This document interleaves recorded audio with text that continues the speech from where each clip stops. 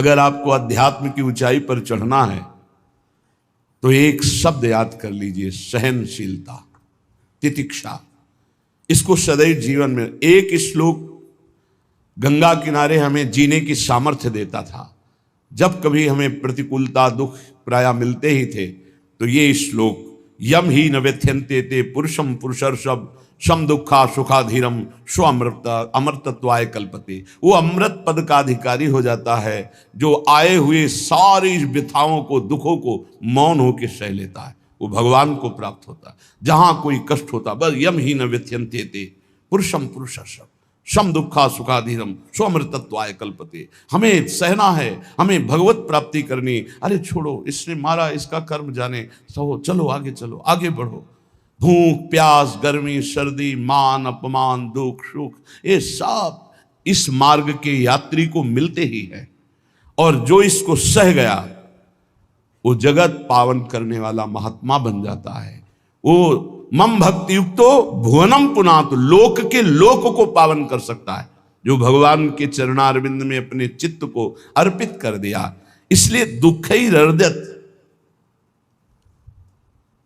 चाहे जितना दुख पड़े प्यारे, किसी से मत कहो, किसी से मत, चुपचाप मौन होके सह जाओ। तुम्हारा स्वामी विधान करके तुम्हें दुख भेजा है तो बहुत बड़ा उसमें कोई सुख है।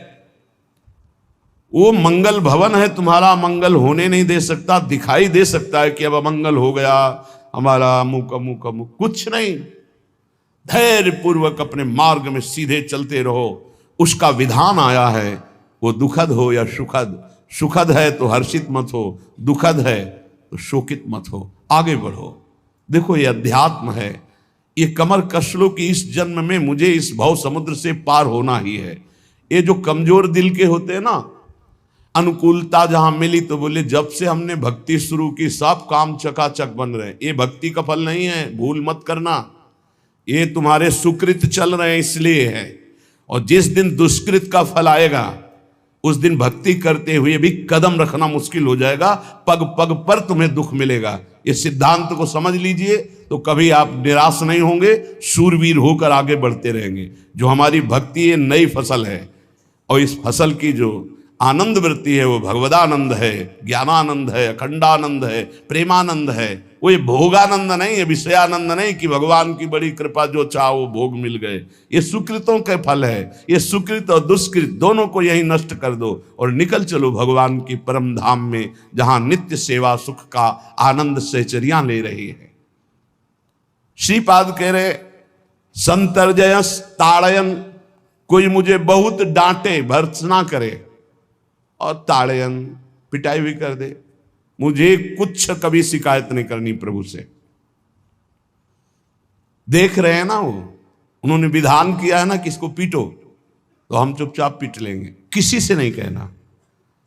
रही मन की मन व्यथा रखिए मन में गोए, सुनिठ ले हैं लोग सब बांटने। इसलिए असंगो हम, असंग किससे कहें अपने दुख सुख की बात। अपना दिल तो दिलवर को दे दिया, जो बीते सो दिल तो उनके पास है, वो तो जाने दुख सुख की बात, हम क्या जाने, हम तो बस आपके हैं। मौन, अपने विषय में न सुख की बात करे न दुख की, मौन। बात करे तो प्रभु की करे, नहीं तो मौन। मान लीजिए अगर ये मौन आप धारण कर लेंगे तो निकल जाएंगे माया से, नहीं तो किसी की निंदा कर देंगे, किसी का ऐसा कटु वचन बोल देंगे, परुख वचन बोल देंगे, भजन छीण हो जाएगा, भजन करने की वृत्ति नष्ट हो जाएगी। सैकड़ों लोगों के प्रश्न है कि पहले भजन अच्छा होता था अब नहीं होता। उसमें दो बातें होती है, एक तो भजन की ऐसी भूख बढ़ गई है कि अब उतने भजन से नहीं और भजन होना चाहिए। ये उत्तम महापुरुषों की कृपा पात्र भक्तों की वृत्ति होती है। और एक होता है कि आपसे वैष्णव अपराध बन गया, कुसंग हो गया, इस कारण से ऐसा।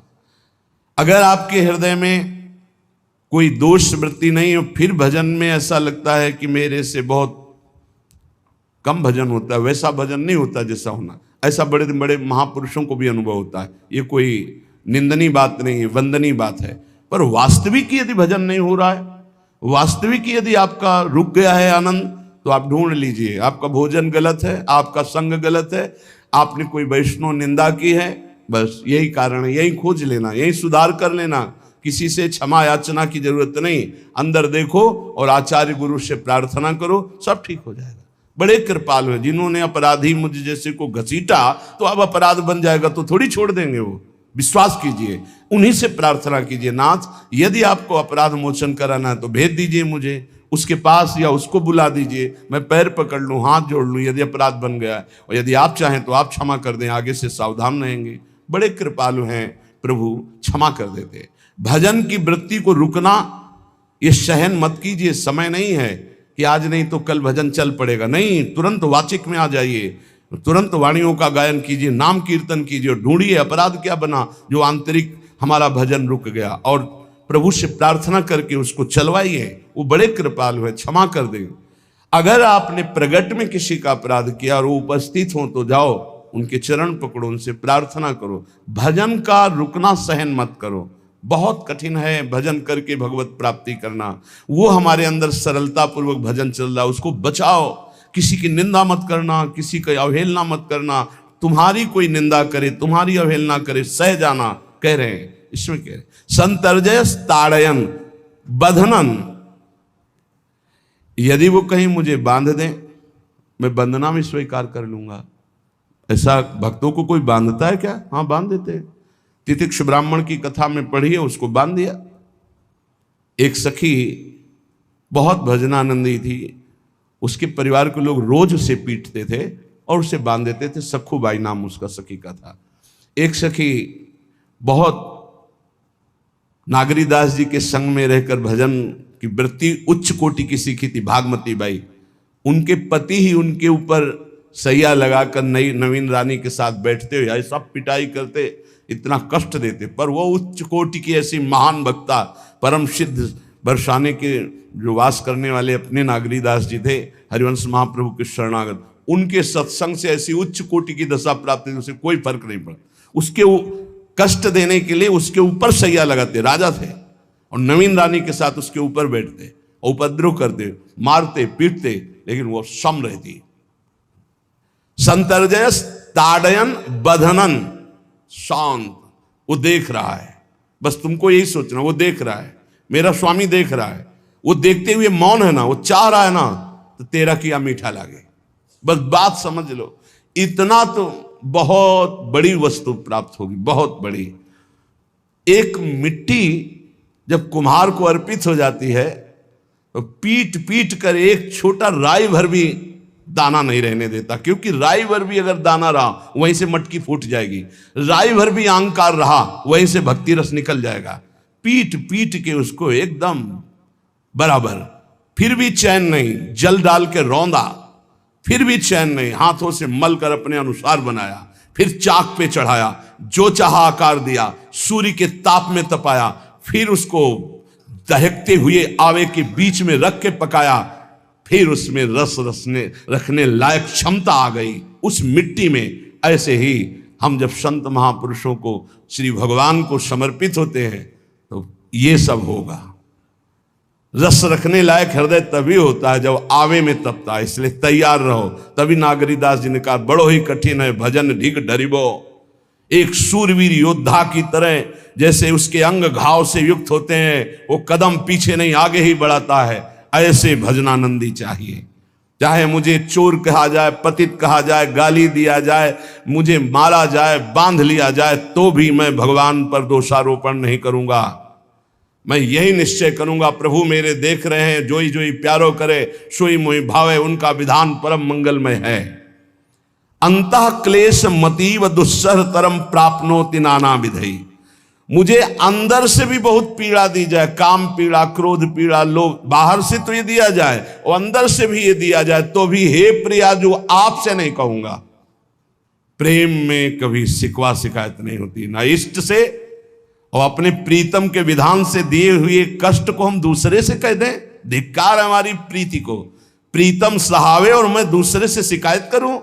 नहीं, हर विधान आपका सहो। ये प्रेम है मस्ती का, लज्जू पंजू ऐसे काम नहीं है इनके। ये तो देखते हैं पैर धर के, अगर गर्म लगा तो हटा लेंगे, मत रखना गर्म ही गर्म है। और छाती मजबूत करके कि आग पे चलूंगा तो पैर रखोगे तो चंदन हो जाएगा, आग में भी।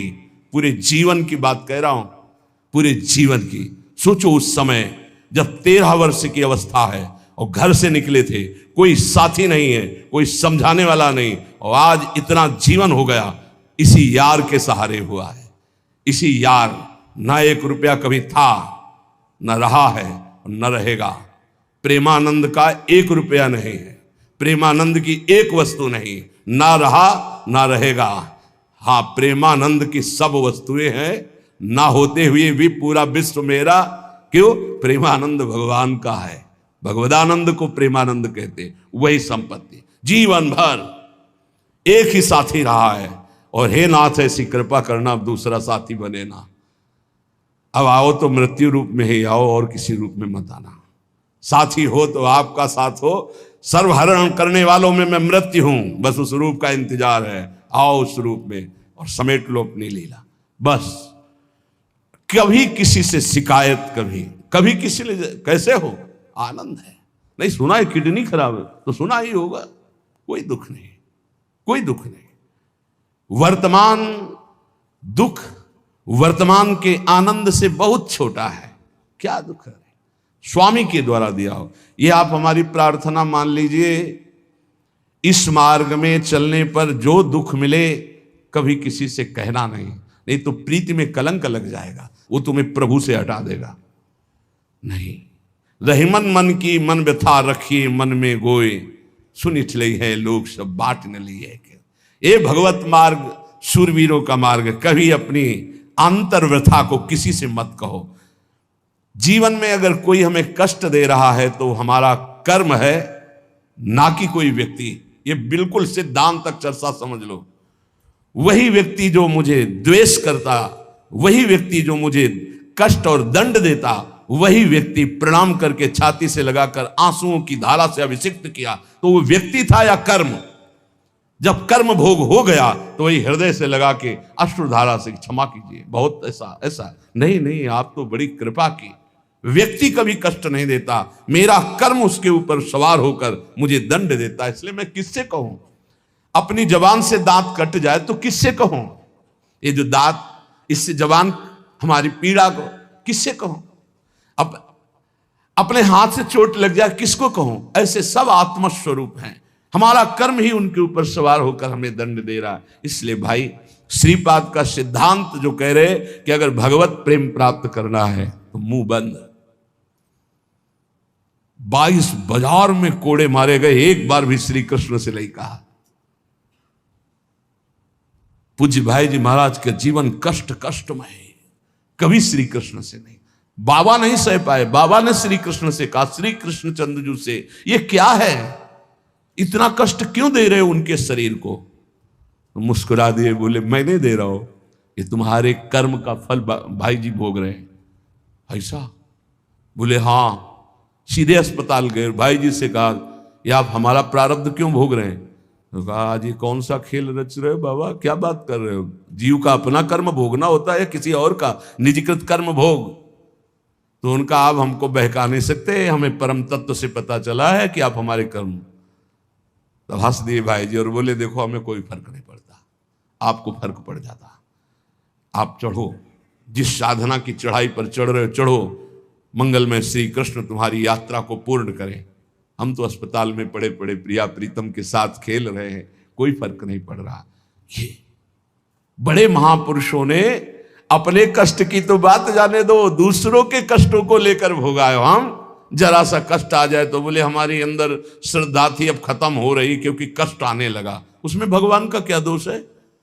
वो तो बड़े कृपालु हैं कि ऐसे पापात्मा होने पर भी मुझे महात्माओं का संग दिया, धाम का वास दे रहे हैं, नाम जपवा रहे हैं। अब हमारे पूर्व प्रारब्ध हमें कष्ट दे रहे हैं, इस समय भी वो हमें दुलार कर रहे हैं। जीव समझता नहीं, केवल दोषारोपण भगवान और भगवत मार्ग पर कर देता है। इसलिए उपासक को अंतः क्लेशमति व दुस्सहतरम, ये जो आप काम क्रोध से जल रहे हो ना, ये तपस्या है, इसका बहुत बड़ा लाभ मिलेगा। और अगर भोग रहे हो ना, गिर रहे हो, पतित हो रहे हो, तो वो सुख नहीं, वो शांति नहीं, वो विश्राम नहीं। तो एक बात ध्यान रखना, इस शब्द को याद रखना, ऐसे रहने पर भी हमारे द्वारा जो भी वो हमारे स्वामी ऐसे लेते हैं।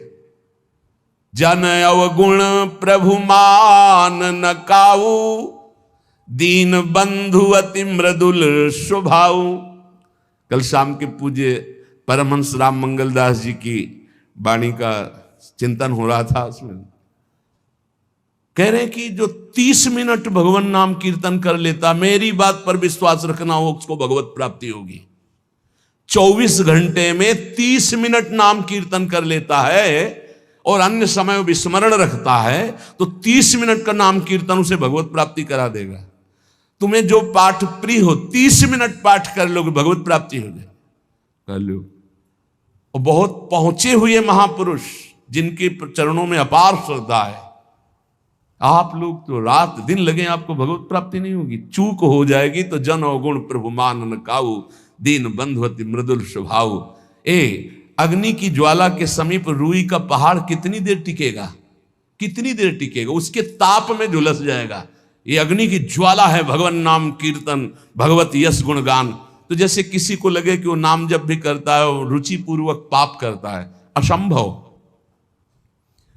नाम जापक रुचि पूर्वक पाप कर ही नहीं सकता, उसका हृदय जलेगा पक्का। आप जप करके देख लीजिए, आप जप कीजिए नाम और फिर आपसे पाप जब बनेगा तो आप फिर हालत अपनी देख लीजिएगा, बार बार हृदय जलेगा, नहीं नहीं नहीं।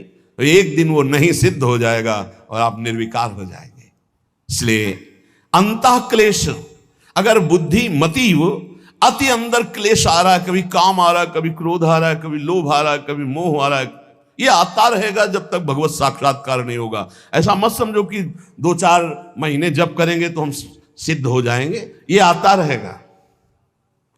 ये बहुत भागवतिक शक्ति से संपन्न है विकार, कोई साधारण नहीं है कि तुम माला जपोगे वो नहीं आएगा, माला जपते समय ही आएगा वो। ये भागवतिक शक्ति से संपन्न है। काम क्रोध लोभ मोह तब त्रिभुवन को परास्त कर रहे हैं, ये भगवान के पावर से शक्तिमान है। तुम्हारा अहंकार जब गलित हो जाएगा तो इनका आना ही बंद हो जाएगा। जब तक अहंकार रहेगा तब तक ये आते रहेंगे। तो जो तुम्हारे अंदर जलन हो रही, मत कहो किसी से, सह जाओ, यही तपस्या हो जाएगी, यही भगवान की प्राप्ति का हेतु हो जाएगा। प्रभु के लिए थोड़ा कष्ट सहकर आप आगे बढ़कर देखिए वो कितना आपको प्यार देते हैं। यही कष्ट सहना है, आंतरिक विकारों को सहना, बाहरी प्रहारों को सहना, कभी किसी से ना कहना, ये भक्तों का स्वभाव।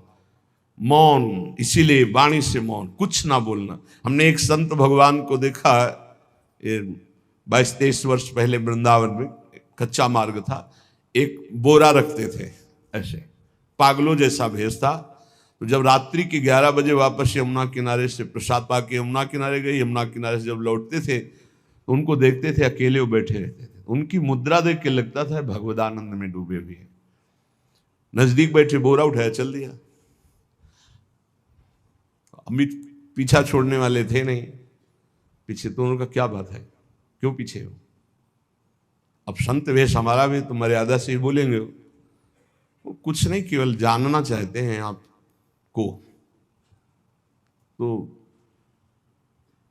कालीदय की इधर एक तमाल का पेड़, जो श्वेत रंग का एक वृक्ष है, उसका मुझे नाम नहीं याद आ रहा, गुलर जैसा, और वो तमाल में लिपटा हो, अब भी है। दाहिनी तरफ है ये जो खाली जगह पड़ी ऊंची, जो अपने दाहिनी तरफ बर्फ फैक्ट्री के आगे जाते हैं, उसी के नीचे बैठ गए। तो हमने पूछा, आपकी स्थिति देखकर मुझे लगता है आप हर समय भगवदानंद में डूबे रहते हैं। बोले जब लगता है तो प्रश्न क्यों करते हो? हमको आपकी वेशभूषा देखकर। तो बोले जगत से बचने के लिए ये वेशभूषा है। एक बोरा से, जैसे कोई बीनने वाले होते हैं, कबाड़ बीनने वाले, ऐसे बोरा ऐसे रखे थे, गमछा लगाए हुए थे, पूरा शरीर खुला, कोई साधु का वेश नहीं, कोई चिन्ह नहीं, और उनकी स्थिति भगवदानंद में थी। उनका ये किसके उपदेश, किस मार्ग के उपदेश, किस इष्ट की आराधना से आपको ऐसी स्थिति प्राप्त हुई? बोले प्रथम पूज्य श्री स्वामी राम सुखदास जी महाराज का सत्संग हुआ, इष्ट देव श्री कृष्ण, इष्ट ग्रंथ गीता, उसी की कृपा से मुझे ऐसा, मैं भारत के हर तीर्थों में वास करता हूँ, भ्रमण करता हूँ, असंग रहता हूँ, और यही वेशभूषा रहती है। बड़ा अंदर से। तो भोजन प्रारब्धवशात जो सामने आ जाता है उसे पा लेता हूँ, नहीं आता भूखा रहता हूँ। तो कहा अगर हम मधु करी ले आवें कभी आप जिससे तो पालेंगे, बोले दे देंगे तो पालेंगे। दूसरे दिन मधु करी लेकर तो रोज हमारी उनके चरणों में श्रद्धा, क्योंकि उनका रहना और चिंतन दोनों, रहनी और चिंतन बड़ी प्रशंसनीय। जो वीतराग परमहंसों के अक्षर सा वैसे, कुछ पास नहीं, केवल बोरा, वो नाटक के लिए बोरा कि कोई समझे कबाड़ बिनने वाला, और एक गमछा ऐसे रंग बिरंगा, बस कुछ नहीं, कोई भागवती चिन्ह नहीं। एक दिन देखा वो बड़े मक्खियां भिन भिना रही, तो नजदीक गए, क्या होगा? कहा चुप जाओ। इनका बोली ना, बोले वमन और शौच दोनों हो रही है, शरीर बिगड़ गया है। तो हम कहा औषधि के लिए हम व्यवस्था, बोले इसलिए कह रहा हूँ आप बच जाइए। तो हम कहा हमें बता तो दीजिए क्यों नहीं? तो बोले आया हुआ प्रारब्ध है, इसको हंस के भोगना है। ऐसे कोने में साइड में ऐसे पेड़ के किनारे पड़े, 2-4-10 दिन जो भी व्यवस्था उनकी बनी, फिर वो हमको दर्शन नहीं मिले, अन्य तीर्थों में चले गए होंगे। ऐसा महापुरुष, क्या हम अपने शरीर को इतना प्यार करें कि भगवान से श्रद्धा हो जाए, भक्ति मार्ग में हम लड़खड़ा जाएं, फिर सत्संगी किस बात का? ये पक्का समझ लीजिए, ये जो भगवत मार्ग है ये शूरवीरता का मार्ग है, सहन करने का मार्ग है। जितने भी महापुरुषों के चरित्र हैं आप पढ़ करके देख लीजिए, भगवान के चरित्र से भी ज्यादा लाभ भक्त चरित्र सुनने से इसलिए होता है कि हमको लगता है कि हमारे जैसा जन्म लेकर इतना कष्ट सहकर इस ऊंचाई पर पहुंचे, ये बड़ी बात है कि वो जीवत्व से हमारी तरह पैदा होकर ईश्वत्व को जाता है। इसलिए भक्त चरित्र में विशेष बल हमको प्राप्त होता है। क्या क्या कष्ट सहते, और आप खुद देख लीजिए, आपको जितना कष्ट है उससे बड़ा सुख है कि नहीं, अंदर देख लीजिएगा तो इसी से अनुमान लगा लीजिए, जितना बड़ा कष्ट उससे कई गुना बड़ा सुख भगवान देते हैं, तभी वो उनका यश गाते रहते हैं। ऐसे थोड़ी होता है कि हमारे भगवान का हम भजन करते हमारे साथ न्याय नहीं हुआ। न्याय तो सही बात नहीं हुआ, नहीं तो तुम्हारी दुर्गति हो जाती है। सही बात में उन्होंने न्याय नहीं किया, पक्षपात किया है तुम्हारा। अगर वो सही न्याय करते तो ईमानदारी से कहते हैं केवल नरक के कीड़ा ही बनना पड़ता और कुछ नहीं है। खूब देख लो, डबल चेहरा होता है, एक सामने का चेहरा देख रहे हो और एक एकांत का चेहरा होता है, डबल चेहरा होता है। और भगवान डबल रखो चाहे तिबल, सब देखते हैं।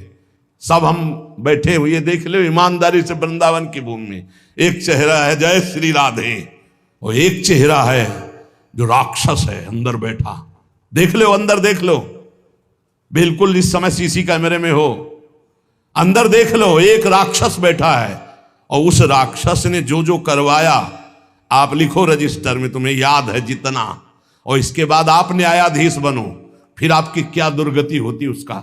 इससे ऐसे होता है, हे प्रभु, तभी त्राहिमाम मचता है, तब उनकी कृपा नजर आती है कि बोले भगवान ने न्याय नहीं किया। हम कहते हैं सच्ची बात तुम कह रहे हो प्यारे, न्याय नहीं किया इसीलिए बचे हुए हो। अगर वो न्याय कर देता, पक्षपात न लेता तुम्हारा, तब तुम्हारे होश उड़ते, चाहे जो कोई हो, अपना रजिस्टर जांच के देख लो। इसलिए कहते हैं कि सबकी जीवनी शुक्ल पक्ष की लिखी जाती है, कृष्ण पक्ष की तो केवल उसी की छाती जानती, दूसरा नहीं। हृदय में जितने विकार, हृदय में जितना अंधकार, हृदय में जितना कूड़ा करकट, वो तो हम जानते हैं कि हमारी स्वामिनी की कृपा ने कितना निर्मल किया है। तब उनकी स्वामिनी जू मुझ जैसे अपराधी के अपराधों का विस्मरण करके आप ऐसी कृपा, तो आपको लगता है कि संतों की एक दैन्य भाषा होती है। नहीं, ईमानदारी से संत कभी झूठ नहीं बोलते। जैसे कह रहे हैं कि मौसम कौन कुटिल खलकामी, तो अंतर ये होता है कि आंख में जैसे थोड़ा पड़े तो बहुत बुरा लगता है, और पीठ में इतना बड़ा तिनका चला जाए तो कुछ समझ में नहीं आता। संतों का हृदय आंख जैसा होता है, थोड़ी सी भी गलती में हाय हाय मच जाता है, धिक्कार है तुम्हारे जीवन को, अपने को तुम क्या समझते हो, क्या है तुम्हारे अंदर विचार। और जो मलिन अंतःकरण वाला था, भारी भारी पाप करके भी उसको पश्चाताप नहीं होता। संत जनों को एक पाप की जरा सी वृत्ति की आभास स्फुरना, वो पूरा पाप नजर आने लगता है उनको, क्योंकि इतना निर्मल हृदय होता है। तो सच्ची कहते हैं कि जैसे घोड़ों की लगाम पकड़े हुए श्री कृष्ण अर्जुन की बैठे हैं, ऐसे अपने भक्तों की लगाम पकड़कर बैठ जाते हैं, तो यात्रा अध्यात्म की ऊंचाई की चलती, किसी की सामर्थ्य नहीं, इसलिए सब भक्त ऐसे तो आपको मिलेंगे। जहां सामर्थ्य की बात है वहां केवल श्री भगवान की कृपा है। इसलिए बाहर की पीड़ा और अंतर की पीड़ा अपने प्रीतम के द्वारा दी हुई मानकर सह जाओ तो आगे प्रीतम तुम्हारा स्वागत करने के लिए खड़े, पक्का समझ लेना, पक्का। और वो देंगे ये पीड़ा। क्यों देंगे? इसी पीड़ा में पता चलता है कि तुम्हारे मन की सुई किधर जा रही है। प्रताप राय जी महाभागवत थे, बड़ा चरित्र है। उनके यहां एक व्यापार चलता था कुल परंपरा से कि आपको अगर रुपए की जरूरत है तो आप अपना स्वर्ण आभूषण या कुछ रख जाइए गिरवी और रुपया ले जाइए, और ब्याज से तो रुपया दे जाइए, अपने मूल गिरवी ले जाइए जो रख के गए हो। यही उनकी कुल परंपरा से चल। तो उसी के आधार पर वो कुल परंपरागत कर्म कर रहे थे। निरंतर नाम जब भगवत आराधन में मगन। अब नाम जब भगवत आराधना और ईमानदारी से कार्य तो बड़ा सब खूब धन संपत्ति, बहुत आनंद और भक्तजनों के खूब भोजन होते, भंडारे होते। तो जो चिढ़ने वाले जलने वाले लोग हैं वो जलते थे कि करता तो ये कुछ है नहीं, खूब जय जय मच रही है चारों तरफ, इसको नष्ट किया जाए। ये किसने बीज बोया? अरे बोले दुष्ट स्वभाव ने। नहीं नहीं नहीं नहीं, भगवान ने। किनको हुस्काया? डंडे को। क्यों? अब झंडा फहराओ मेरे भक्त के यश का।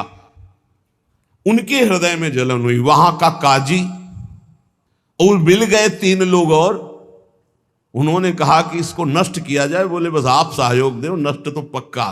बोले कैसे? बोले प्लान तो सब हमारा बन गया है। अब झोली में कंकड़ भरे। और प्रताप राय जी, बेटी का ब्याह है, 10,000 मुद्रा चाहिए। बोले गिरवी? बोले है स्वर्ण मुद्राएं। अब वो इतने ईमानदार विश्वास, बोले बॉक्स रखा रहता है उसी में रख दो, दस्तखत करो, 10,000 रुपये लो, ब्याज से दे जाना, अपना ले जाना। थोड़ी देर बाद दूसरा आया ऐसे, फिर तीसरा आया, वो तो उनका व्यापारी था। 5 दिन बाद वापस आया और काम बन गया। ब्याज सहित ये रुपये लो, हमारा आभूषण वापस करो। बोले जहां रख गए थे वैसे उठा लो। बॉक्स से उठाया ऐसे। अरे देखो कितना नाटक करता है, माला जपता है, भगत बनता है, हमारे स्वर्ण आभूषण हटाकर कंकड़ पत्थर भर दिए। अब लोग तो आश्चर्यचकित हो रहे थे कि ये भगत जी तो ऐसे है नहीं। इतने में दूसरा आया, उसने भी वही नाटक शुरू। तीसरा आया, उस अब तो पक्का हो गया कि पाखंड करता है। लोगों की श्रद्धा को कपूर कहा गया है। कपूर ऐसे बाहर रखो ना तो उड़ जाता है ना, ऐसे ही श्रद्धा है। अगर उसको आप मजबूती, विश्वास की मजबूती में नहीं रखोगे तो श्रद्धा उड़ जाएगी। अब तो सब कहने लगे कि प्रताप राय तो बहुत ही पाखंडी निकला। अब हाहाकार मच गया। इसके बाद काजी, वो तो सब मिले हुए थे, काजी ने बादशाह के सामने बात पेश की। काजी के इशारे से बादशाह ने हुक्म दिया इनको बंदी बना लिया जाए, सारी संपत्ति जब्त कर ली जाए। अब राज सैनिक बंदी बना लिए प्रताप राय जी को, सारी संपत्ति जब्त होने लगी। तो उन्होंने अपनी पत्नी से इशारे से कहा ठाकुर जी लो और भाग जाओ अपने मायके, ठाकुर जी को बचाओ। ऐसी स्थिति में याद क्या है? ठाकुर जी को बचाओ, उनका भोग राग चलता रहेगा, हम तो जेल में कष्ट भोग लेंगे। ऐसा ही हुआ। वो पीछे की खिड़की से अपने ठाकुर जी को लेके सब तहस नहस हो गया। म्लेच्छ सेना साहब नष्ट भ्रष्ट कर दिया, बंदी बनाया, उनको ले गए, जेल में डाल दिया। कुछ लोगों ने कहा कि महाराज अभी ठाकुर जी अष्ट धातु के हैं, बहुत महंगे हैं, उनकी पत्नी इसीलिए लेके भाग गई है। मायके से पत्नी को भी बंदी बनाया, ठाकुर जी को भी संपत्ति के रूप में जब्त किया, और जहां संपत्ति थी वहां गोदाम में ठाकुर जी को ऐसे जिससे संपत्ति डाल दी वैसे डाल दी। जब पत्नी नजदीक हथकड़ी बेड़ियों के सहित और वो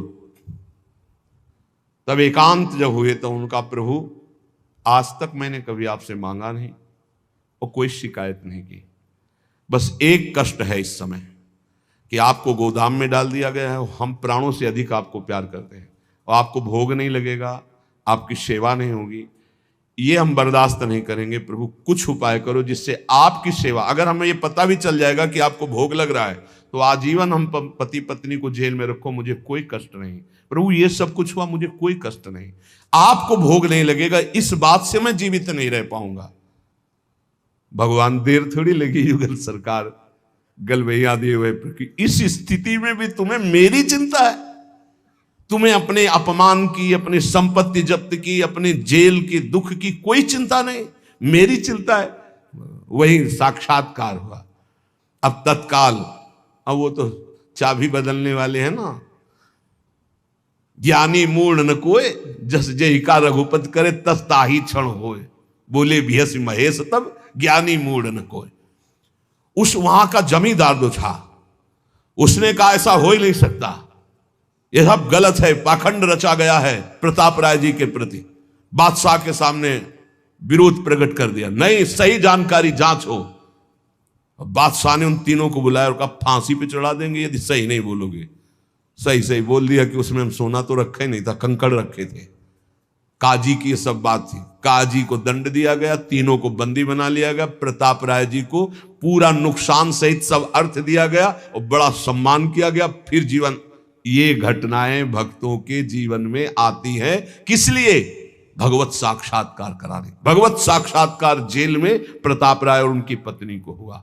इसलिए उपासक को कितनी भी परिस्थिति कष्ट की आवे, वो तुम्हारे आनंद का वर्धन करने वाले बनेगी, विश्वास रख लीजिए। बस किसी से सहयोग मत मांगना और किसी को अपनी बात मत कहना। प्रताप राय जी ने किसी से भी नहीं कहा, कुछ भी नहीं बोले, केवल प्रभु से कहा कि आपकी सेवा अगर हमको कान में सुनने को मिल जाएगी कि आपका भोग लग रहा है तो मुझे कोई कष्ट नहीं होगा, लेकिन ये मैं नहीं सह पाऊंगा कि आप गोदाम में ऐसे, क्योंकि मैं जीवन भर आपको दुलार करता रहा हूं प्रभु। अब वही भगवत साक्षात। तुम्हारी सुई कहां जाती है? मन की। कष्ट की स्थिति में कोई मित्र, कोई रिश्ते नातेदार, कोई पावर काम आता है या भगवान की तरफ जा। अगर भगवान की तरफ तो जीत गए, और अगर संसार की तरफ ऐसे भी मिलने, आप बिल्कुल फोन कर देना, हम तुम्हें अमर कर देंगे। नहीं, फाड़ के फोन नंबर फेंक देना कि हम रखेंगे भी नहीं ऐसा नंबर। जब कोई नंबर नहीं होता तब हरि का नंबर लगता है। जिसके पास किसी का फोन नंबर नहीं होता उसका हरि का नंबर लगता है। ध्यान ले दो, कलयुग है इसीलिए सबके पास नंबर भेज दिया है। सबके पास नंबर है क्योंकि हरि से फोन नहीं कर सकते। हरि का फोन जानते हो कैसा होता है? जब आर्थ होकर अनाथ भाव से असरण कोई नहीं मेरा, तब हा नाथ, वो फोन नंबर भाव से मुझको पुकारे तो भाव से बेड़ा पार है। भाव पूरित टेर ही करती मुझे लाचार है। भाव बिना भगवान आवाजें नहीं सुनते। भाव सुनी पुकार भगवान नहीं सुनते। भाव कब आता है? बाजार में थोड़ी मिलता है। किसी से हमारा संबंध नहीं।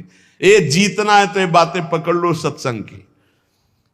कोई विपत्ति दुख आने पर अगर किसी का नंबर आपको याद आवे कि अगर हमें विपत्ति आएगी तो कौन सा नंबर याद आएगा? बोले अमुक का, उसको डिलीट कर दो। नहीं, अमुक का नंबर नहीं रखेंगे हम, श्री जी का। श्री जी का नंबर क्या है बताया तुम्हें? क्या है? बस कोई नंबर नहीं तो श्री जी का नंबर। हे लाडली, हे प्रिया, कोई है ही नहीं। अब अपना कोई है ही नहीं तो कौन है? सच्ची बताते हैं, एकदम नंबर। 1 घंटी में फोन उठा लिया जाता है। 1 घंटी। गजेंद्र ने जब देखा कि कोई मेरा सहयोगी नहीं, री नहीं पहुंच पाया, काम हो गया। हरि पूरा नहीं कर पाए, काम हो गए। गोविंद यही प्रकट हो गए, वस्त्रावतार। ये नंबर है हरि का। जब तक पांडवों की तरफ, भीष्म की तरफ नंबर नहीं लगा, दांत तक पकड़ा नंबर नहीं लगा, और जब छोड़ दिया कहा गोविंद, बस नंबर लग गया। ये है भगवान को पुकारना, ये है भगवान तक आवाज पहुंचाना। कोई हमारा नहीं, यही तो हमारी साधना है। और यहां मान नंबर लिखे चले जा रहे हैं, व्यवहार बनाए चले जा रहे हैं, डायरी बनाए चले जा रहे हैं। इतने नंबर, अरे सब क्या करोगे? ये सब नरक पहुंचाएंगे नंबर। एक केवल हो हरि शरणम, बस सब काम बन जाएंगे। बोले नहीं, सहयोग होता है। इससे क्या सहयोग होता है? अगर बात बिगड़ जाए तो अंगरक्षक ही सूट कर देता है। और कौन? अंगरक्षक ही सूट कर देता है। अगर वो चाबी बदल जाए ना तो रक्षक ही भक्षक बन जाता है। किससे रक्षा चाहते हो? जो काल का भी शासन करने वाला है उससे रक्षा चाहो। देखो सच्ची बात, ये केवल प्रवचन नहीं कर रहे, हृदय की बात कह रहे। मान लीजिए मेरे प्रभु ऐसे है। कोई महान नहीं है, वो जिसको महान करते हैं वही महान हो जाता है प्यारे। ऐसे हाथ हटा ले तो सब हानि ही हानि है, कोई महान ही नहीं है। महान है वो हटा ले तो बस उन्हीं से महान है। ये सच्ची कहते हैं, उन्हीं से बहाल है। दबी बात खुल जाए तो असलियत समझ में आ जाए। और वो जानते हैं, और वो जानते हुए हमें नमस्कार करवा रहे, प्रणाम करवा रहे, भोजन दिला। अरे जय बोलो उनकी। हमारे साथ भगवान ने क्या किया? अरे तुमने भगवान के साथ क्या किया? कितनी कृपा की भगवान ने। इतने अपराध का दंड जानते क्या होता है? पूरा जीवन बर्बाद हो जाए। और यहां पूरे जीवन अपराध कर रहे हो, जीवन आबाद किए हुए हैं ऐसे प्रभु के प्रति। ये हम इसलिए कह रहे, जो कहते हैं ना हमारी भगवान पर श्रद्धा नहीं रह गई, तो तुम्हारे ऊपर हमारी श्रद्धा नहीं रह गई। देखो ना कहां श्रद्धा लायक हो तुम, क्या हो तुम। ये हम असलियत कह रहे हैं। ऊपर से चिकना चुपड़ा, अंदर से सब गंदा होता है। भगवान बचावे, नहीं तो मना खष्टान इंद्रियाणी प्रकृति स्थान कर सती। दुर्गति वाले काम होते हैं, दुर्गति वाले। आप जो भी देख रहे हो केवल कृपा देख रहे हो। अगर वो कृपा हट जाए तो कुछ नहीं देखने लायक किसी में भी। जहां कहीं कुछ भी है वो मति की रति गति भूति भलाई। जब जेहि जतन जहां जेहि पाई। सो जानो सत्संग प्रभाव। लो कहूं वेद न आन पाऊ। इसीलिए हम कहते हैं ये मत कहो मुझे भगवान पर श्रद्धा नहीं रह गई। भगवान की इतनी कृपा है, हम कैसे तुम्हें बताएं। कृपा ही कृपा है कि वो न्याय ठीक से नहीं करते। किनके साथ? एक बार जो कह दे राधा, एक बार हरि, एक बार कृष्ण, तो पक्षपात ले लेते हैं। अगर पक्षपात ना लेते और ठीक से न्याय करते तो करोड़ों कल्प रो नरक मिलता, फिर भी उद्धार नहीं होता। इसे आचरण सबके अंदर है, देख लो। 15 मिनट के अपराध से जीवन भर आपको भारत की जेल में सड़ना पड़ेगा। वो ऐसे कितने अपराध हैं उनका जिनको तुम इस कानून से अनुमान लगा सकते हो। वैसे कितने अपराध किए, लेकिन स्वामी ने कभी एक चाटा नहीं लगने दिया और निकाल करके आपको परम पद की तरफ ले जा रहे। कृपा नहीं दिखाई दे रही? तुम सत्संग, नाम जप, भगवत यश गायन, भगवत लीला, भगवत धाम, ये तुम्हारी साधना का फल है क्या? ये कृपा का फल है। तुम अपने को देखो और कृपा को देखो तो यही बलिहारी जाएगी कि जासु कृपा नहीं कृपा आघाती। जिनकी कृपा कृपा करने से आघाती ही नहीं है। इसलिए अंतः क्लेशमति व दुस्सहतरम प्राप्नोति नाना विधि। नाना विधान से यदि अंतर बाहर कष्ट मिले तो चुपचाप सह जाना। राधा राधा राधा आगे बढ़ोगे तो भगवत प्राप्ति हो जाएगी। जब निरंतर भगवत चिंतन चालू होता है तो ये लीलाएं शुरू हो जाती है। कहीं कहीं प्रभु विराजमान, कहीं कोई लीला, कहीं कोई भाव, कहीं वो हर समय इसी में भूल जाता है। तभी तो देश शुद्धि का विस्मरण हो जाता है। पता नहीं कुछ रात दिवस का। पर इस स्थिति को प्राप्त करने के लिए जैसे सत्संग की महिमा ऐसे कुसंग की भी महिमा है। अगर सत्संग भी करोगे और कुसंग भी करोगे तो हो सकता है कुसंग जोरदार हो जाए, क्योंकि बहुत जन्मों से कुसंग ही होता रहा है। श्री नारायण भट्टाचार्य जी के वचन, अभक्त संगो देहोत्थो वाचिको मानसस्तथा त्रिविधोपि परित्याज्यो भक्ति कामनया बुधई। कायिकः काय संबंधात् वचसा भाषणात्मकः अन्नादिनां मानसस्तु पारंपर्योर्ध दोषदः। यदि तुम भक्ति के इच्छुक हो, प्रेम के इच्छुक हो, भगवत दर्शन करना चाहते हो तो अभक्तों का संग कभी भूल कर मत करना। ना तो देहोत्थो वाचिको मानसस तथा, ना शारीरिक होने पावे, ना वाणी से होने पावे, ना मानसिक होने पावे। एकांत में बैठकर दुष्ट का चिंतन भी करना, उसका संग करना होता है। दुष्ट आचरण का, दुष्ट स्वभाव का, दुष्ट व्यक्ति का, दुष्ट घटना का चिंतन नहीं करना चाहिए। ना उसके विषय की चर्चा करनी चाहिए। बहुत दुष्ट है वो, ऐसा वैसा, आप उसका संग कर रहे हैं। और ना शरीर से संग करना चाहिए। त्रिविधोपि परित्याज्यो भक्ति कामनया बुधई। बुद्धिमान को चाहिए 3 प्रकार का जो संग, शारीरिक, मानसिक और वाचिक, तीनों प्रकार का संग त्याग दे। ऐसे मानसिक सत्संग भी होता है। आज सत्संग में सुना, आज वो संते बोल रहे थे, आज ऐसा, तो आपका सत्संग हो रहा मानसिक। परस्पर बैठ करके भगवत चर्चा ऐसी सुनी, ऐसा ऐसा, ये वाचिक हो रहा है। और भक्तों के संग में बैठे ये शारीरिक हो रहा है। ऐसे ही कुसंग होता है। तो कह रहे हैं कायिका काय संबंधात, देह संबंध से जो अवैष्णव है, भजन नहीं करता, दुष्ट स्वभाव का, वो कोई भी हो, जाके प्रिय न राम वैदेही तजिए ताहि कोटि बैरी सम यद्यपि परम सनेही, कोई भी हो, पिता माता भाई बंधु परिवार का कोई जो भगवान का विरोधी है, किंचित मात्र भगवत भक्ति का अंग उसके हृदय में नहीं है, तो हमारा कर्तव्य है कि जरूरत पड़ने पर हम उसकी सेवा कर देंगे, पर संग नहीं करेंगे, न वाचिक न मानसिक न शारीरिक। अधिकार है, तुम पिता हो माता हो, जरूरत पड़ेगी, तुम दुख में हो, तुम्हारी सेवा कर देंगे, लेकिन तुमसे हम मन नहीं मिलाएंगे, क्योंकि तुम भगवत विमुख आचरण करते हो। जो अभक्त का संग करता है तो भक्ति उसकी बाधित हो जाती है। पुत्र हो अभक्त हो संग नहीं, पिता हो अभक्त हो संग नहीं, माता हो अभक्त हो संग नहीं। तजो पिता प्रहलाद विभीषण बंधु भरत महतारी, गुरु बलि तजो कंत ब्रज बनितन भे मुद मंगलकारी। ये दूसरों को मंगल करने वाले बन गए, जो भगवत विरोधियों का त्याग कर दिया। देह संबंध से दैहिक संबंध होता है, देह संबंध अभक्त से न बनने पावे। उसके पास बैठना, उसके संभाषण करना, किसी भी तरह की दोस्ती हमारी अभक्त से नहीं होनी चाहिए। जो भगवत विमुख है बिल्कुल नहीं। भगवत विमुख अगर संग किया तो पक्का भक्ति में बाधा पड़ जाएगी, पक्का बाधा पड़ जाएगी। फिर वाचिक बातचीत करना उसके विषय की, वो है नहीं शरीर से पास, बहुत दुष्ट है, बहुत नीच है, ऐसा वैसा, उसका संग हो रहा है वाचिक, उसकी चर्चा भी नहीं करनी।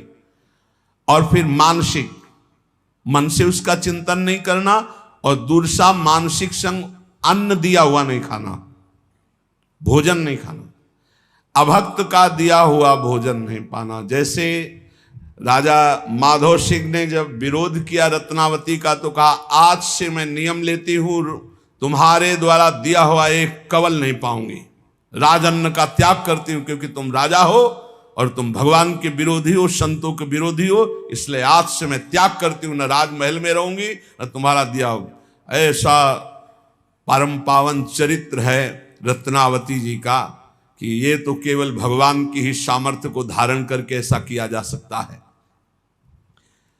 अगर ये निर्वाह न कर पाए और शरीर से अभक्त का संग हो गया, या वाचिक या अन्न आदि का, तो आपके भजन में फर्क पड़ जाएगा, आपकी भक्ति बाधित हो जाएगी। और हृदय में किसी जाति पक्ष का गर्व नहीं होना चाहिए भगवान की भक्ति में, कि मान लो आप उत्तम कुल के हो और कोई मध्यम या निकृष्ट, और आप उस वैष्णव के प्रति वो भाव रखें कि वो तो निकृष्ट कुल का, फिर तो आपका पतन हो जाएगा पक्का।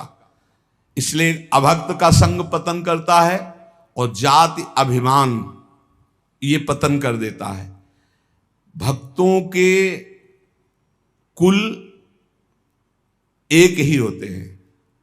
जैसे अपने यहाँ श्री हरिवंश सुगोत कुल देव जाति हरिवंश, श्री हरिवंश स्वरूप हित रिद्धि सिद्धि हरिवंश। किसी से कभी नहीं पूछा होगा आज तक, किसी से नहीं कि आप किस जाति के हो, कभी नहीं। हमारी सत्ता ही नहीं है, हमारे यहां सत्ता ही नहीं है, न जाति की न कुल की न इसकी मर्यादा, इसकी कोई सत्ता नहीं। सत्ता इतनी है कि तुम हरि के प्राप्ति के मार्ग में कदम रख रहे हो तो तुम श्री हरि के हो, बस। कल हम ऐसे विनोद में कह रहे थे अपने साधकों से कि यार अगर हमसे कोई पूछे कि ये संत कहाँ के हैं तो हम नहीं बता पाएंगे, तो लोग कहेंगे कि बाबा झूठ बोल रहे हैं। सच्ची मानिए, इतने सब जन है, हमको आज तक नहीं पता कि ये कहाँ के हैं, ये किस जाति के हैं, कुछ नहीं। बस जुड़े और नाम दे दिया, बोले अमुक शरण, और बस सेवा, बस इतना ही हमारा बातचीत है। इसके बाद हम नहीं जानते कि आप लोग किस क्षेत्र के हैं, किस जिला के हैं, आपकी क्या जाति है, क्या कुल, हम बिल्कुल नहीं जानते। अब आप सोचो, कोई मानेगा 10-10 साल हो गए, 12-12 साल हो गए, ये नहीं जानते कि कहाँ के, नहीं जानते। एक भी साधक का हमने कभी नहीं परिचय पूछा, तुम किस जाति के हो, किस कुल के हो, और तुम्हारा गांव का नाम क्या है, तुम कहां से आए हो, तुम्हारा आधार कार्ड क्या है। हमारा सबका आधार कौन है? श्री हरि, श्री प्रिया जी, बस इतनी बात हमारी। अब हमसे पूछा जाए ये कौन है, तो कहेंगे अमुक है। कहाँ के हैं? वृंदावन के हैं। किस जाति के हैं? हरिवंश गोत्र के हैं। बस इतना ही हमें पता है। और शाम मिलकर के एक जगह बैठकर पाते हैं, एक जगह रसोई बनती, श्री जी का भोग लगता है। इतना भी फर्क नहीं है कि आप अमुक कुल का अमुक कुल। ना हम विप्रो न च नरपतिर्नापि वैश्यो न शूद्रो, ना हम वर्णी न च गृहपतिर्नो वनस्थो यतिर्वा, किंतु प्रोद्यन निखिल परमानंद पूर्णामृताब्धेर गोपी भर्तु पद कमलयोर दास दासानुदासः। न मैं ब्राह्मण हूं, न क्षत्रिय हूं, न वैश्य हूं, न शूद्र हूं, न ब्रह्मचारी हूं, न गृहस्थ हूं, न वानप्रस्थ हूं, न सन्यासी हूं। भैया हो कौन? बोले परमानंदमय अमृत के उमड़ते हुए महासागर रूप गोपीकांत श्री कृष्ण चंद्रजू के चरण कमलों के दासों का दास हूं, ये हूं। अब ये एक ही है अच्युत कुल, हरिवंश कुल। अब इसमें कोई भेद नहीं। और ये बैठा लेना चाहिए, तभी प्रॉपर्टी मिलेगी, ये भी ध्यान रखो। गोद नामे में आए हो तो पूरी प्रॉपर्टी मिलेगी। तुमसे पूछा जाए तुम कौन जाति के हो, क्या उत्तर दोगे? सीधा उत्तर तुम्हारा क्या होगा? हरिवंश जाति। हरिवंश कोई जाति होती? तो हम तो हरिवंश जाति, श्री हरिवंश सुगोत कुल देव जाति हरिवंश। हमारी जाति हरिवंश, हमारे कुल हरिवंश, हमारे देवता हरिवंश, हमारी देवी हरिवंश, हमारे इष्ट हरिवंश, हमारा सब कुछ हरिवंश। हरिवंश हा हरि रा राधा बा वृंदावन सा सहचरी। वृंदावन में सहचरियों के मध्य में विराजमान श्यामा श्याम ही हमारी जाति है, वही कुल है, वही देवता है, वही सब कुछ है। जैसे वैष्णव जनों से पूछो आपका कुल क्या है, तो कहे अच्युत कुल। आपका गोत्र क्या है? अच्युत गोत्र। यही ठसक होनी चाहिए, यही, इसमें चूक नहीं होनी चाहिए। अब पूर्व की बात नहीं होनी चाहिए। आप किस जाति से हो? हम जिस जाति के श्यामा श्याम है उस जाति के हैं, पक्का बैठा होना चाहिए। कौन से कुल के हो? बोले हम तो अच्युत गोत्री हैं, हम तो हरिवंश गोत्री। वही होना चाहिए जो आपके टसक है, तभी प्रॉपर्टी मिलेगी। दंपति संपत्ति पाई है। हरिवंश प्रताप ही जानत है, हरिवंश प्रबोध प्रमाणत है, हरिवंश सुसर्वस्व है तिनके, सुख संपत्ति दंपति जो जिनके। ए चूकना नहीं। ना हम विप्रो न च नरपतिर्नापि वैश्यो न शूद्रो, ना हम वर्णी न च गृहपतिर्नो वानस्थो यतिर्वा। न मैं ब्राह्मण हूं, न क्षत्रिय हूं, न वैश्य हूं, न शूद्र हूं, न मैं ब्रह्मचारी हूं, न गृहस्थ हूं, न वानप्रस्थ हूं, न सन्यासी हूं। कौन हो? बोले परमानंद अमृत प्रवाह करने वाले प्रभु श्री कृष्ण चंद्र के दासों का दास हूं। मैं श्री कृष्ण चंद्र के दास को दास हूं। दास दासो हम। जयति जयति कृष्ण प्रेम भक्ति यदंघ्रिम, निखिल निगम तत्वम गुणमाज्ञाय मुक्ति, भजति शरण कामा वैष्णवस्त्यज्यमाना, जपयज्जन तपस्या न्यास निष्ठाम विहाय। जय हो श्री कृष्ण की प्रेम लक्षणा भक्ति की जय हो। ये उसी को प्राप्त होती जो दास दासोहम है। सर्वोपरि उपलब्धि क्या है? श्री कृष्ण की प्रेम लक्षणा भक्ति। और तो क्या, स्वयं मुक्ति का भी त्याग हो जाता है जब श्री कृष्ण की प्रेम लक्षणा भक्ति का उदय होता है। जो श्री कृष्ण प्रेम लक्षणा भक्ति को प्राप्त करना चाहता है, जब यज्ञ तपस्या संन्यास निष्ठाएं इनको छोड़ करके प्रेम लक्षणा भक्ति की प्राप्ति में आते हुए देखा गया। बड़े बड़े अनुष्ठान जप करने वाले, बड़े बड़े सन्यासी, बड़े बड़े महापुरुष जन, ये प्रेम लक्षणा भक्ति संपूर्ण वेदों का सार तत्व है। जिसके हृदय में प्रेम लक्षणा भक्ति आ जाती है तो प्रभु उसके हृदय में प्रकाशित हो जाते हैं, फिर छुप नहीं पाते। ये प्रेम लक्षणा भक्ति कैसे आती है? तो बोले जयति जयति नामानंद रूपम मुरारेर विरमित निज धर्म ध्यान पूजादि यत्नम कथमपि सकृदात्तम मुक्तिदम प्राणिनाम यत् परममृतमेकं जीवनम भूषणम में। जय हो भगवान श्री कृष्ण के परमानंददायक नाम की जय हो। पहले जयति जयति कृष्ण प्रेम भक्ति यदंघ्रि, श्री कृष्ण के चरणारविंद की प्रेम लक्षणा भक्ति की जय हो, जिसकी प्राप्ति के लिए बड़े बड़े सन्यासी जपधारी तपधारी त्यागी याज्ञिक सब छोड़ करके प्रभु के चरणों का आश्रय लिया। ऐसी प्रेम लक्षणा भक्ति की महिमा है जो भगवान को हृदय में प्रकाशित कर देती।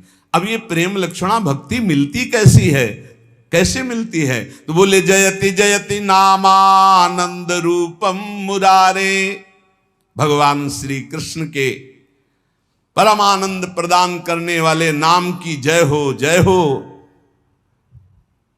जो सर्वोत्कृष्ट जिसकी जिह्वा पर आ गया, विरमित निज धर्म ध्यान पूजा यत्नम कथमपि सकृदातम मुक्तिदम प्राणिनाम यत् परम अमृतमेकं जीवनम भूषणम में।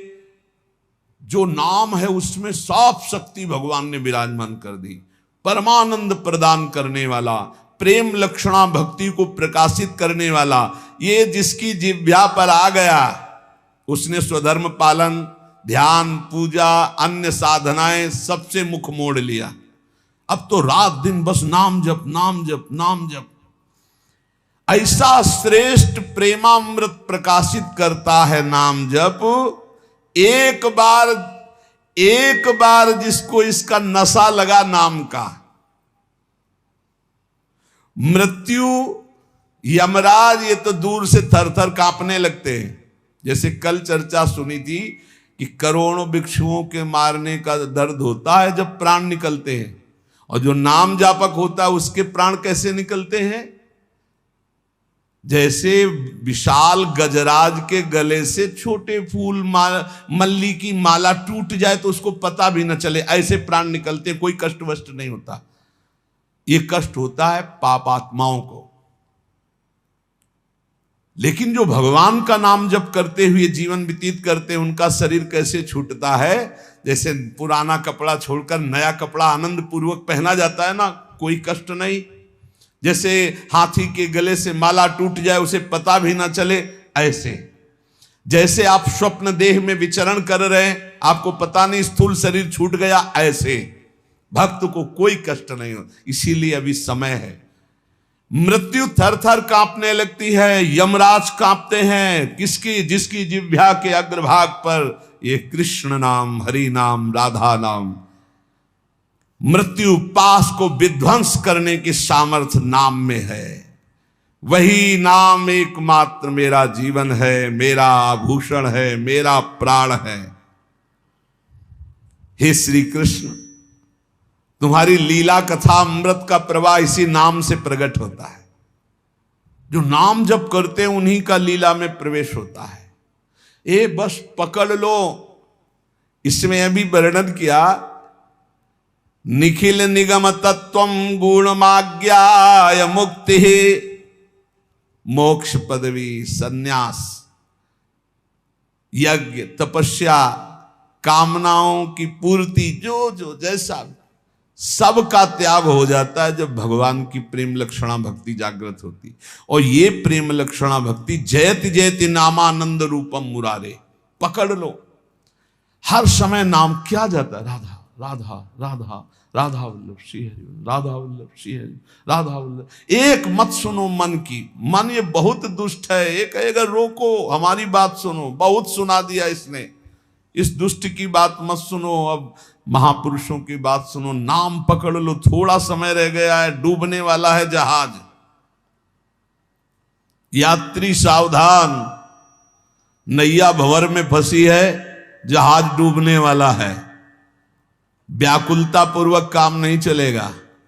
जैसे उसमें नहीं होता वो पहिया वाला ऐसे डाल लेते हैं ऐसे और जैकेट बांध लेते हैं फिर कूद पड़ते हैं, तो ऐसे ही नाम रूपी जैकेट बांध ली, अभी डूबने नहीं देगी। नहीं, भगवद आश्रय रूपी वो बढ़िया, और उधर से श्री कृष्ण दौड़ के आ रहे हैं, वो हमको अपनी कृपा रूपी नाव में बैठाल के भव सागर से पार कर देंगे। तब तक के लिए श्री कृष्ण राधा राधा राधा राधा। मान लो नैया बिल्कुल भंवर में डूबने वाली है। एक बहुत विवेकवान, उन्होंने कहा कि इतनी श्वासें होती हैं, उतने नाम हम जप लेते हैं, हमारा कल्याण हो जाएगा। वह कल्याण तो हो जाएगा, भगवान का नाम तो मंगलमय है। बोले जितनी श्वासें होती हैं उनके गणना में हम नाम जप कर लेते हैं, हर श्वास में तो हम नहीं जपते। थोड़ी देर बैठ करके जल्दी जल्दी नाम उतने कर लेते हैं, बकाया शेष समय स्वतंत्र मौज में हमका उस समय मृत्यु हुई तब चिंतन जो होगा तो अंतःमति सो गति। हमारा मतलब संख्या से नहीं है, ये भ्रम भूल जाओ आप कि आप संख्या से भगवान को खरीद लेंगे। हमारा मतलब है प्रेम पूर्वक हर क्षण उनका स्मरण करना। सातु दीर्घ काल निरंतर सत्कार सेवितो दृढ़ भूमि। हमको संख्या से क्या करना है, वो संख्या से नहीं मिलते भाई, नहीं मिलते। संख्या से मिलना होता तो अहम करके जप करके संख्या से प्राप्त कर लिए जाते, पक्का। वो संख्या से नहीं, वो 1 में भी मिल सकते हैं, वो 1 लाख में भी मिल सकते हैं, वो 1 करोड़ में भी मिल सकते हैं, वो 100 करोड़ में भी नहीं मिल सकते।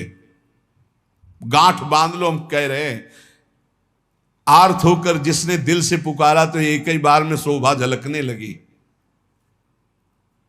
एक बार जिन नाम ली हित सो होए अति दीन, ताको संग न छाण ही ध्रुव अपनो कर ली।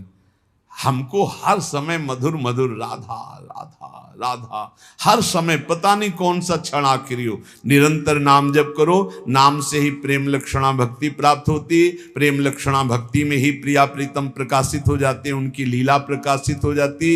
इसलिए समस्त महापुरुषों का कथन, कोई अभिमान मत करो और निरंतर नाम जप करो।